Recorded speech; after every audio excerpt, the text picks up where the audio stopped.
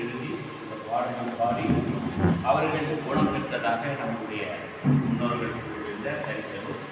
அதை இந்த திலி கிராமத்திலே ஒரு நாள் காலத்திலும் நீங்கள் தொடர்ந்து இந்த பாடலை பாடி அந்த இறைவன் அருளால் தந்தையுடைய ஒரு பரிந்துரையால் நாம் கிராமம் அந்த நிலையிலிருந்து விடுதலை பெறுவதை நாம் அறிந்தோம். அவர்களுடைய தந்தை அவர்கள் கல்வி கண்ணும் இறை நம்பிக்கையும் மறைக்கல்வியும் சென்றதனால் இன்று நாம் அந்த விசுவாசத்தில் இருக்கிறோம். அவை கடந்த ஒரு வருடமாக தந்தைக்கு இறை அருளாளர் நிலையை உயர்த்தி அருளாளர் நிலையை உயர்த்தி அவருடைய பரிந்துரையால் நாம் கல்வியிலும் குடும்பத்திலும் நாம் வளர்ப்பதற்காக ஒரு முயற்சியை நம் மறைமாவட்டத்தில் பரிந்துரை கொள்கிறோம். ஆக இந்த ஆண்டு 23ஆம் தேதி ஒவ்வொரு மாதமும் அவருக்காக பங்குகளில் திருப்பலி ஒன்று கொடுத்தார்கள். அந்த 23ஆம் தேதி அவர் பிறந்த நாளில் நாம் அந்த திருப்பலியில் கலந்து கொண்டு அவருக்காக அவரிடமும் நாம் வேண்டி அதை தொடர்ந்து பயணிப்போம்.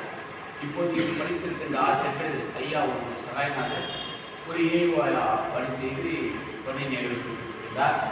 ஆகவே இதை தமிழ்நாடு முழுவதும் இந்த பற்றாளர்கள் அந்த திண்டிவனத்தில் படித்தவர்கள் இவரெல்லாம் ஒருங்கிணைத்து டிசம்பர் மாதம் 13ஆம் தேதி நம்ம ஆயப்பெருமக்கள் குழுக்கள் இந்த பற்றாளர்கள் உங்களை சார்ந்தவர்களும் அதில் கலந்து கொண்டு அந்த ஒரு நாளில் பகிர்வாக நாம் தியானிக்க இருக்கிறோம்.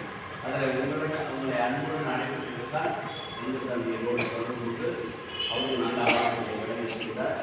ஆகவே திண்டிவனத்தில் அவர்களெல்லாம் படித்தவர்கள் நம் புது தந்தை கூட அந்த நிலை கொண்டு உங்களை அழைத்து தினமும் அவருடைய உங்களுடைய குடும்பத்திலே இப்போ ஒரு ஜப அட்டை கொடுத்துருக்கோம். இது நம்முடைய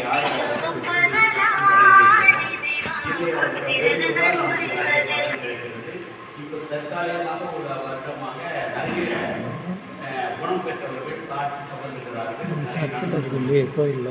உங்கள் கிராமத்திலும் ஏற்கனவே இந்த பாடல் தனிப்பட்ட முறையில் குடும்பத்தில் யாராவது வேண்டி பரிந்துரை பண்ணி வேண்டுதல் பெற்று குணம் பெற்றவர்கள் பங்கு தந்தையிடம் நீங்கள் தெரிவித்திருந்தால் அவர் அதை தொடர்பு பண்ணி அதை நாம் பண்ணணும். அதை நிறைய சந்தித்து அதை யூடியூப்லையும் வெப்சைட்டில் நாம் பதிவு செய்து கொள்வோம். ஆகிய அவர்கள் இதை படிப்பார்கள். அதை நாம் கூட சேர்த்து படித்து இந்த ஜபத்தை கொடுப்போம்.